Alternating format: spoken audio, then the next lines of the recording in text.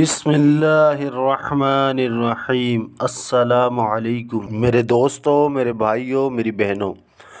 آج جو میں عمل آپ کو بتانے لگا ہوں یہ رجب کے مہینے کا ایسا خاص عمل ہے کہ جو شخص یہ عمل کر لیتا ہے اس کی تمام پریشانیاں، مشکلات دور ہو جاتی ہیں۔ یوں تو اللہ عز و جل نے ہمیں سال کے 12 مہینے عطا کیے ہیں، لیکن اس میں 4 مہینے بہت حرمت والے ہیں۔ ان حرمت والے 4 مہینوں کا ادب، احترام پچھلی سابقہ امتوں سے چلی آ رہی، تو وہی ترتیب اللہ عز و جل نے امت محمدیہ صلی اللہ علیہ وسلم پر لازم قرار دی۔ جو حرمت والے 4 مہینے ہیں اس میں سے 3 مہینے مسلسل ایک ساتھ آتے ہیں، پے در پہ ہوتے ہیں، لیکن ایک مہینہ الگ سے ہوتا ہے جو رجب کا مہینہ ہوتا ہے۔ جو 3 مہینے ایک ساتھ ہوتے ہیں وہ ذی القعدہ، ذی الحجہ اور محرم الحرام ہے۔ اللہ کے نبی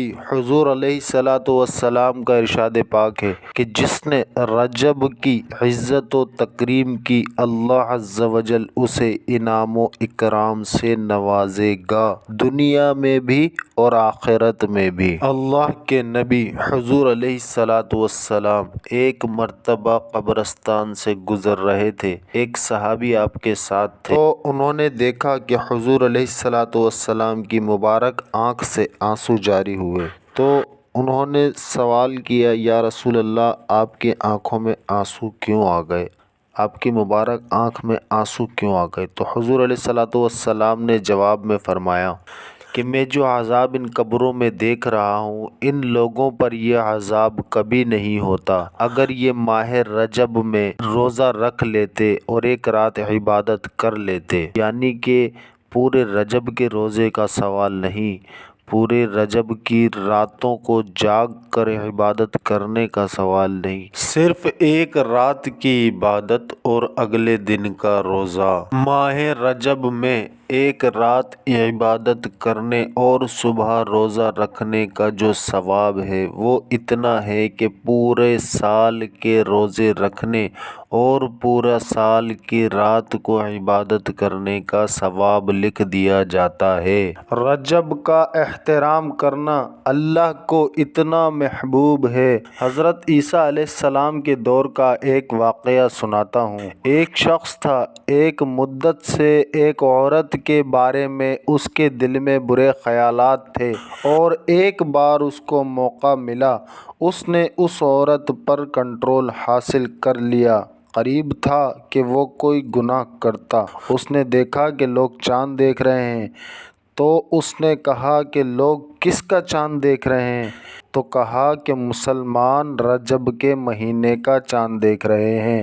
جب اس نے سنا کہ رجب آ گیا تو وہ اس عورت سے دور ہو گیا اور گناہ سے بچ گیا۔ اللہ کریم نے عیسیٰ علیہ السلام پر وحی بھیجی، اس شخص کے پاس جاؤ اور اس سے ملاقات کرو۔ جب آپ اس کے پاس گئے تو اپنی تشریف آوری کا سبب بیان کیا۔ اللہ اکبر! جب اس نے سنا تو اس کا دل نور اسلام سے جگمگا اٹھا اور وہ کلمہ پڑھ کر مسلمان ہو گیا۔ تو پتہ یہ چلا کہ پچھلے زمانے میں مسلمان ہی نہیں غیر مسلم بھی اس مہینے کا احترام کیا کرتے تھے۔ تو ابھی رجب باقی ہے۔ بدھ کی رات، جمعرات کی رات یا جمعے کی رات کو شب بیداری یعنی کہ رات کو عبادت کریں اور اگلے دن کا روزہ رکھیں، اور افطار کے وقت اپنے مقصد کے لیے دعا کریں، انشاءاللہ عز و جل